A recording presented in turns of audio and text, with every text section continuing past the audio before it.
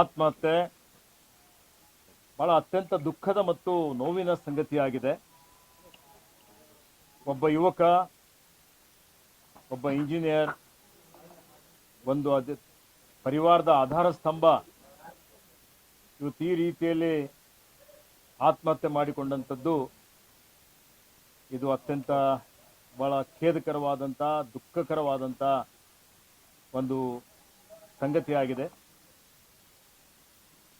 ಇಂಥ ಸಂದರ್ಭದಲ್ಲಿ ನಾನು, ನಮ್ಮ ಸರ್ಕಾರ ದುಃಖ ತಪ್ತ ಪರಿವಾರದವ್ರ ಜೊತೆಯಲ್ಲಿದ್ದೇವೆ. ಅವರ ದುಃಖದಲ್ಲಿ ನಾವು ಶಾಮೀಲಾಗಿದ್ದೇವೆ. ಮತ್ತು ಈಗಾಗಲೇ ನಾನು ಬಹಳ ಸುದೀರ್ಘವಾಗಿ ಸಚಿನ್ ಪಾಂಚಾಳ್ ರವರ ಪರಿವಾರದ ಜೊತೆಯಲ್ಲಿ, ಅವರ ತಂದೆ ತಾಯಿ, ಅವರ ಅಕ್ಕ ತಂಗಿಯರ ಜೊತೆಯಲ್ಲಿ ಬಹಳ ಸಮಾಲೋಚನೆ ಮಾಡಿದ್ದೇನೆ. ಬಹಳಷ್ಟು ವಿಷಯಗಳು ಅವರು ನಮ್ಮ ಗಮನಕ್ಕೆ ತಂದಿದ್ದಾರೆ. ಪ್ರಮುಖವಾಗಿ ಸಚಿನ್ ಆತ್ಮಹತ್ಯೆ ಮಾಡಿಕೊಳ್ತಾನೆ ಅನ್ನುವಂಥ ಒಂದು ಮಾಹಿತಿ ಬಂದ ಮೇಲೆ ಇನ್ಸ್ಟಾಗ್ರಾಮ್ ಮೇಲೆ ಅವರ ಪರಿವಾರದವರು ಸುಮಾರು ಪೊಲೀಸ್ ಸ್ಟೇಷನ್ಗೆ 2-3 ಕಡೆ ಹೋಗಿ ದೂರು ಕೊಟ್ಟರು. ಸಕಾಲದಲ್ಲಿ ಪೊಲೀಸರು ಆ ದೂರನ್ನು ಸ್ವೀಕಾರ ಮಾಡಿಲ್ಲ ಅನ್ನುವಂಥದ್ದು ಬಹಳ ಮಹತ್ತರವಾದಂಥ ಒಂದು ದೂರಾಗಿದೆ.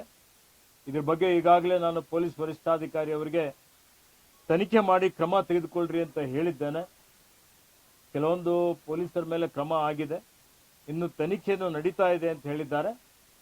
ಯಾವ ಪೊಲೀಸ್ ಸ್ಟೇಷನ್ನಲ್ಲಿ ಯಾರ್ಯಾರು ಪೊಲೀಸ್ ಅಧಿಕಾರಿಗಳು ಇವತ್ತು ನಿರ್ಲಕ್ಷ್ಯ ತೋರಿಸಿದ್ದಾರೆ, ನಿಯಮಾನುಸಾರ ಅವ್ರ ಮೇಲೆ ಇವತ್ತು ಕ್ರಮ ಆಗ್ತದೆ ಅನ್ನುವಂಥ ಒಂದು ಮಾತನ್ನು ನಾನು ಇಲ್ಲಿ ಹೇಳಿಕೆ ಬಯಸ್ತಾ ಇದ್ದೇನೆ.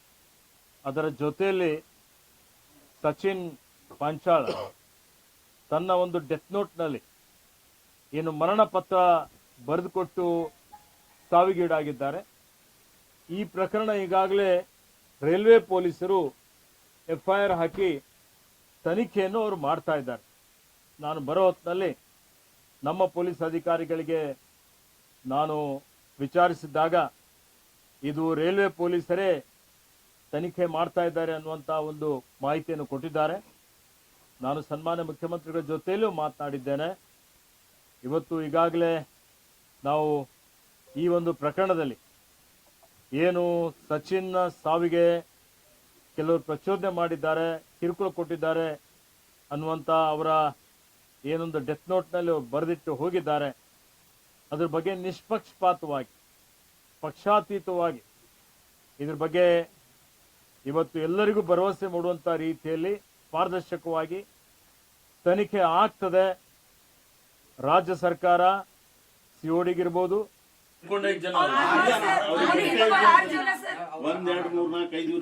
ಸಿಸ್ಟರ್ ನಾವ್ ಇಲ್ಲೇ ಇದ್ದೀವಿ ಸರ್. ನಾವು ಒಬ್ಬ ತಮ್ಮರಿ ಸಣ್ಣ ಸರ್, ಅವ ಕೂಸಿಗತ್ತ ನೋಡ್ಕೊಂಡಿ ಸರ್. ನಾವು ನಮ್ಗೆ ಭಾಳ ಇದು ಮಾಡ್ಬಿಟ್ರು ಸರ್, ಎಲ್ಲ ಧೋಕ ಮಾಡ್ಬಿಟ್ರು ಎಲ್ಲ ನಮ್ಗೆಲ್ಲ. ನಂಬಿಕೆ ತಗೊಂಡಿದ್ದೀವ್ರಿ ಸರ್. ಧೈರ್ಯನೂ ಇಲ್ಲ ಸರ್, ಯಾರ ಮೇಲೆ ನಂಬಿಕೆನೂ ಧೈರ್ಯ ಇರ್ಬೇಕಾಗಿತ್ತು. ಈಗ ಅಟ್ಲೀಸ್ಟ್ ನಮ್ ಗಮನಕ್ಕೆ ತರಬೇಕಾಗಿತ್ತು, ಹೇಳ್ಬೇಕಾಗಿತ್ತು. ನಾನು ಉಸ್ತುವಾರಿ ಮಂತ್ರಿ ಇದ್ದೇನೆ, ನನಗೆ ಹೇಳ್ಬೇಕಾಗಿತ್ತು, ಮಳೆಯಪ್ಪಗರ ಹೇಳ್ಬೇಕಾಗಿತ್ತು. ಸರ್ ಅಷ್ಟು ತಲೆ ಓಡಿಲ್ಲ ಸರ್. ಫಸ್ಟ್ ಪೊಲೀಸ್ ಸ್ಟೇಷನ್ ಹೋಗ್ಯಾರ ಸರ್. ಬೆದರ್ಸ್ ಹೋಗ್ಯಾರ. ಏನ್ ಯಾರಿಗೆ ಹೇಳ್ಬೇಕು ಸರ್? ಬೆದರ್ಸ್ ಹೋಗ್ಯಾರ ಅವ್ರು ನಮ್ಮ ಮನೆಗ್ ಬಂದ್ 2 ಸಲ. ಯಾರೇ ಬಂದು ಬೆದರಿಸ್ತಾರೆ ಅಂದ್ರೆ ನೀವು ಮಾಹಿತಿ ಸಾಯಿಸ್ಬಿಡ್ತೀನಿ ಅಂದ್ರೆ ಯಾರು ಯಾರಿಗೆ ಸಾಯಿಸ್ಲಿಕ್ಕೆ ಸಾಧ್ಯ ಇದೆ? ಇವತ್ತು ಬಿಟ್ರು ಸರ್. ಅದು ಧೈರ್ಯದಿಂದ ಇರ್ಬೇಕಾಗಿತ್ತಮ್ಮ. ಯೋಚನೆ ಮಾಡಿದ್ರು ಹೆಂಗೆ ಯೋಚನೆ ಮಾಡ್ರಿ.